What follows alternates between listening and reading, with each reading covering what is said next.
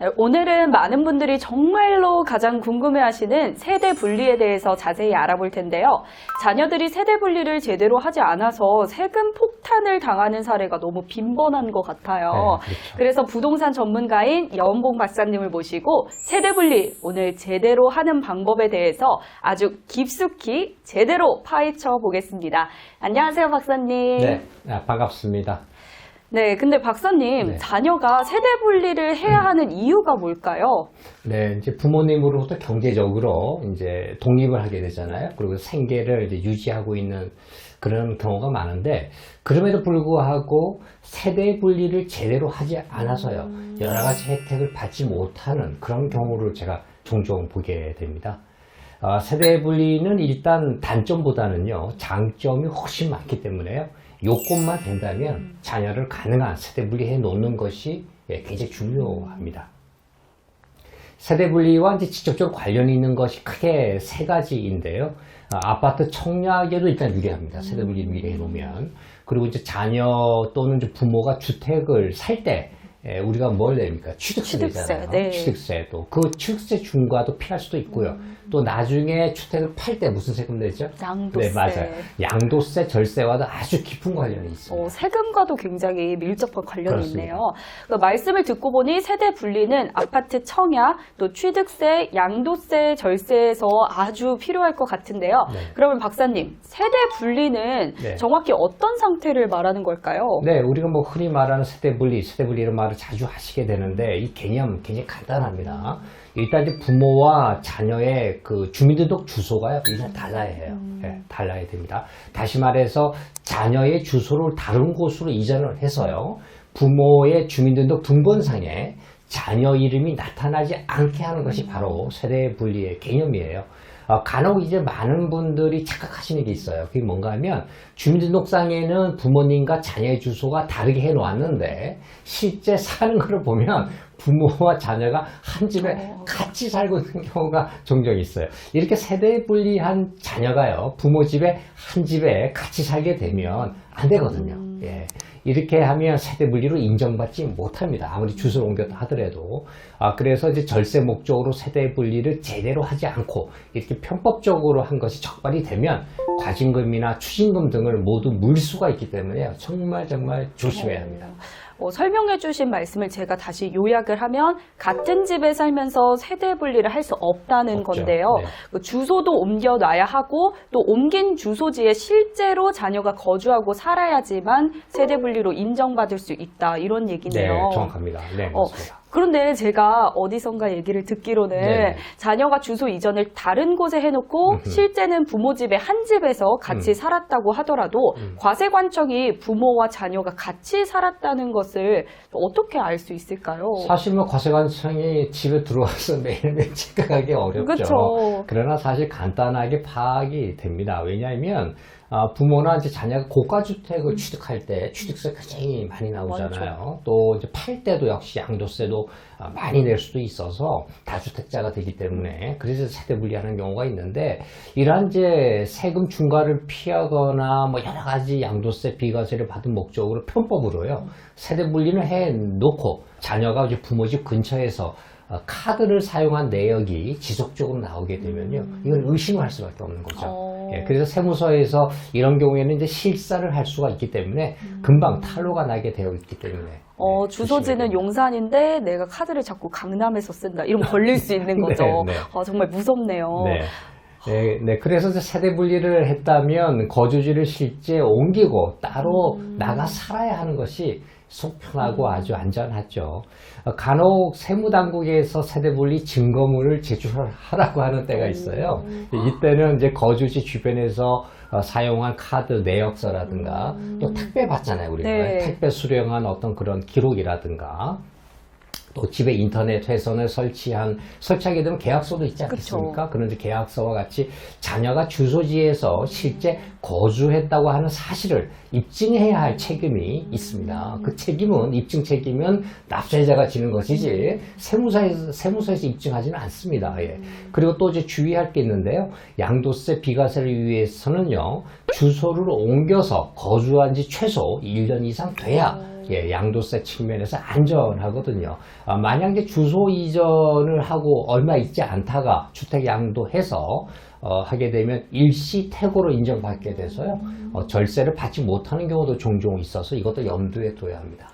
듣고 보니 그냥 주소만 딱 이전하면 되는 줄 알았는데 세대 분리 그렇게 만만하게 볼 게 아닌 것 같네요. 네. 그럼 박사님 궁금한 게 네. 23살이 된 대학생이 원룸에 나가면서 원룸에서 살면서 전입신고도 했고 있죠. 청약통장도 갖고 있다면 아파트 1순위 청약 가능한가요? 예, 사실 아파트 1순위 청약을 위해서 이렇게 자녀를 미리 내쫓는 경우가 있어요. 원룸으로. 미리. 전입신고도 거기 가서 해라. 막 이래서 청약통장도 다 만들어주고 막 했는데, 불행히도 1순위 청약이 불가능합니다. 아쉽네요. 예, 왜냐하면 세대 분리에는 기본 조건 3가지 중에서요, 어느 한 가지라도 들어맞아야 하거든요. 이게 안 맞으면 세대 분리로 인정이 안 됩니다. 첫째는 나이와 상관없이요, 혼인신고를 했다면 세대 분리 인정받습니다. 예, 나이와 상관없이요. 결혼 빨리 해야 되겠죠. 예, 그래서 미혼인 대학생이기 때문에 인정받지 못해요, 이 같은 경우에. 예. 대학생이지만 결혼을 빨리 하면 청약 1순위 가능하다. 그렇죠. 빨리 하는 게 좋아요. 두 번째는 이제 나이가 만 30세가 넘어야 세대 분리를 인정받는데, 지금 자녀가 23살이란 말이죠. 네. 대학생. 그렇기 때문에 또 안 되고요. 세 번째는 만 30세 미만이더라도 최소 1년 동안 소득이 있었다면 예, 세대 분리 인정을 받을 수 있어요. 예, 그런데 이 경우에는 이제 대학생이기 때문에 일정 소득이 없지 않습니까? 대학생들이. 예, 그래서 세대 분리 인정을 받지 못하거든요. 박사님 그러면은 30세 미만의 자녀여도 네. 세대 분리 인정받기 위해서 소득 요건만 되면 된다고 그렇죠. 말씀해 주셨는데 네. 이 소득 요건은 구체적으로 얼마인지도 궁금해요. 네, 굉장히 중요한 부분인데요. 이제 30세 미만 자녀 명의로 뭐 재테크 목적으로 또 시드머니를 만들어주는 목적으로 투자를 많이 하시는 분들이 계세요. 소형 주택도 사고 또 소형 오피스텔도 사시는데, 이때 주의할 게 30세 미만 자녀는 그 세대 분리를 하는 그 타임이 있어요. 그 시기에 직전 1년 동안 이상 정도는 예, 소득이 증빙이 돼야 됩니다. 그 소득이라고 하는 것은 뭐 현금 소득은 안 되고요. 뭐 세금을 낸 기록이 있죠. 3.3% 떼고 받은 어떤 급여라든가 또 뭐 4대 보험이 있는 직장에서 근로소득을 받는다라든가 이런 어떤 명백한 소득 증빙이 될 수 있으면 되는데요. 이때 이제 소득 금액이 중요해요. 예, 이것도 뭐, 예, 1인 가구 중위소득이라고 해서 중위소득의 40%를 넘어야 인정을 받습니다. 이게 2021년 기준으로는요, 월 평균 소득이 최소 73만 원 이상 돼야 됩니다. 월 평균. 그리고 이제 이때의 소득 요건도요, 뭐 아르바이트를 하거나 뭐 통번역, 뭐 과외를 뭐 이런 일시적인 수입은 안 됩니다. 그래서 매월 연속적이고 반복적인 이런 근로소득임을 증빙을 해야지 인정받을 수 있다는 것도 꼭 좀 기억해 둬야 합니다. 만약에 이제 퇴사를 하시는 분들이 있어요, 도중에. 그러면 이제 1년 소득이 기준이 떨어질 수도 있잖아요. 그쵸. 뭐 3개월, 4개월 일하고 퇴사하는 경우. 이런 경우에는 이제 2년 동안의 소득으로 봐주기도 합니다. 예, 또, 전전 소득으로도 또 입증하시면 돼요. 전전연도금. 예, 예.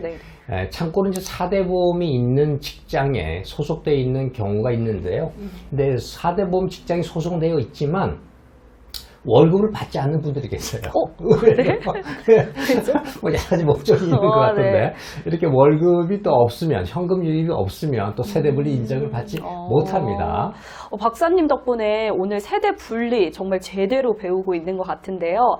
오늘 이 내용도 시청자분들께 정말 큰 도움이 될 것 같아요. 그럼 박사님, 네. 한 가지 제가 또 궁금한 게 생겼는데 네. 세대 분리 시기 네. 언제 하는 게 좋을까요?